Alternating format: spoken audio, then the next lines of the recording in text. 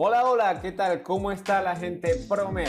Hoy hablaremos sobre el neumotórax, un tema relativamente sencillo, pero con el que con mucha probabilidad tengas que lidiar al menos una vez en tu carrera profesional. Empezamos como siempre definiendo qué es el neumotórax. En sí nos referimos a neumotórax cuando existe aire en la cavidad pleural y en consecuencia vamos a obtener un colapso pulmonar, ya sea de mayor o menor grado. Como promet que eres, seguramente sabrás qué es la cavidad pleural, pero de todas formas vamos a recordarlo brevemente. A manera de repaso, vamos a recordar que los pulmones están tapizados por una membrana serosa que los recubre, ¿ok? Y esta membrana está conformada por dos hojas o dos láminas. Una está en total contacto con el pulmón y la otra está en contacto directo con la pared torácica como tal. En base a esto, estas hojas o láminas reciben sus nombres.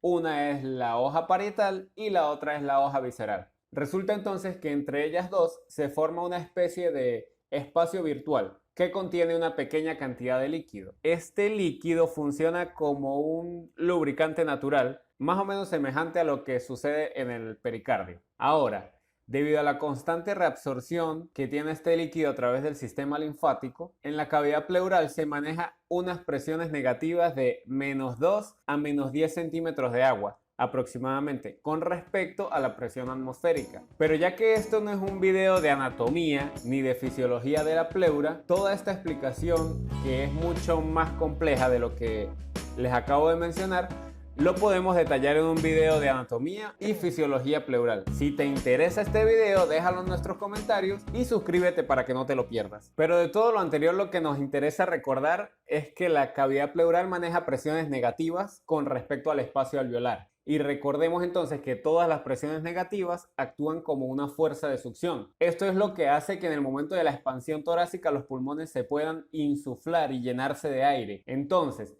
si por alguna razón ingresa aire en este espacio, la presión va a aumentar por encima de la presión atmosférica y se volverá positiva. A esto, al colapso causado por este fenómeno, es lo que nosotros le llamamos neumotórax. Vamos a plantear un ejemplo para que más o menos te hagas una idea en tu cabeza. Imagina que el pulmón es como un globo que está dentro de una caja, ¿ok? Si la caja está vacía y comienzas a soplar el globo, él se llenará hasta su máxima capacidad. Pero si la caja está llena de arena y comienzas a inflar el globo, probablemente este se expanda muy poco. En esta analogía, la arena representa el aire en la cavidad pleural, que no deja expandir al pulmón, que en este caso es el globo. Ahora bien, para entrar en materia, ¿cuántos tipos de neumotórax crees tú que existen? Aunque no parezca, hay varios, pero su clasificación corresponde al mecanismo de producción. Para que te hagas una idea, aquí te dejamos este esquema, que lo clasifica en espontáneo o adquirido y puedas irlo ordenando en tu cabeza a medida que va avanzando el video. Por cierto,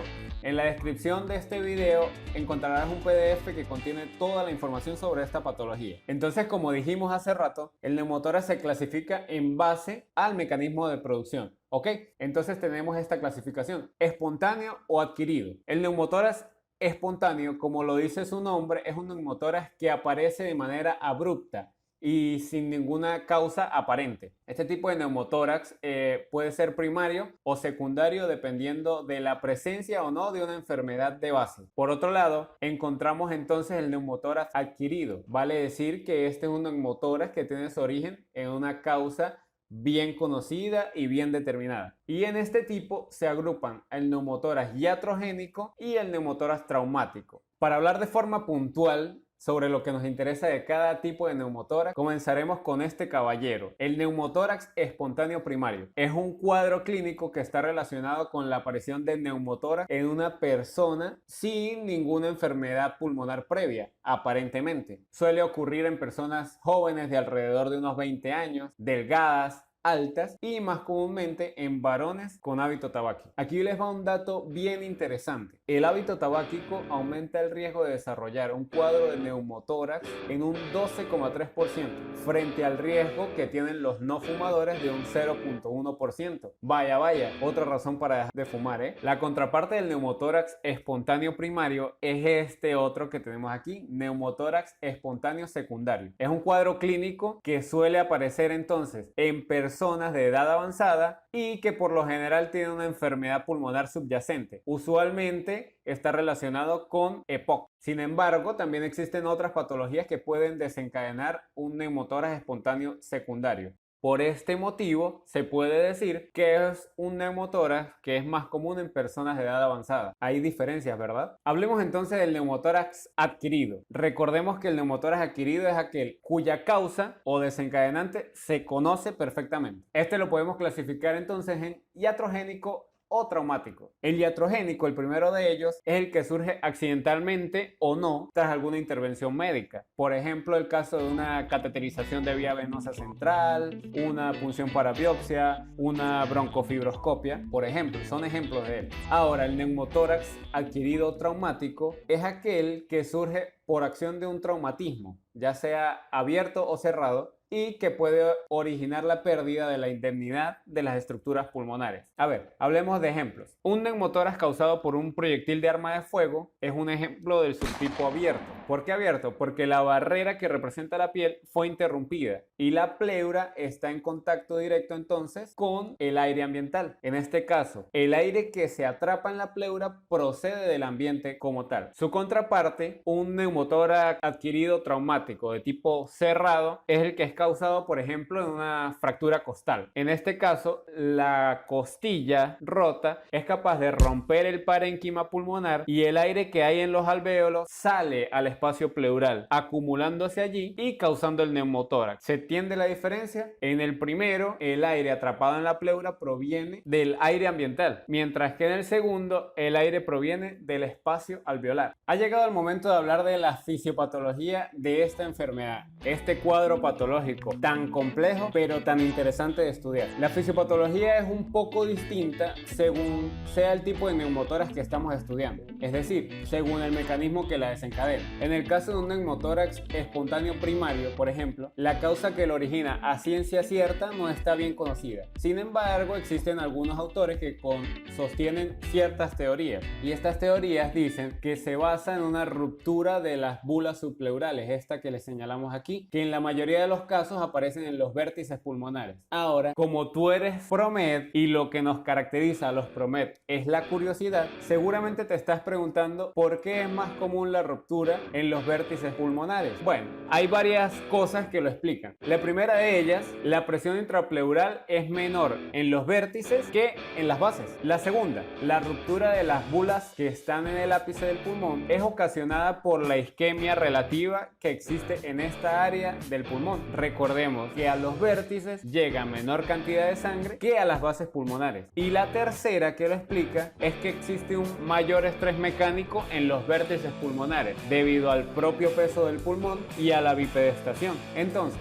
después de que se rompen estas bulas subpleurales, el aire ingresa desde los pulmones hasta la cavidad pleural y origina la sintomatología y las posteriores complicaciones si el cuadro no se trata adecuadamente. Por su parte, el neumotórax espontáneo secundario tiene base en la ruptura también de bulas, pero en este caso son intrapulmonares, es decir, no están por debajo de la pleura, sino que están directamente incluidas en el parénquima del pulmón como tal. Estas bulas poco a poco van confluyendo y van formando bulas cada vez más grandes que se acercan al espacio pleural hasta que se rompen hacia ella. Entonces el aire que se atrapa en la pleura proviene también del parénquima pulmonar, pero en este caso de bulas muy pequeñas que se fueron juntando una con otra hasta formar una bula grandota. Pero ya va.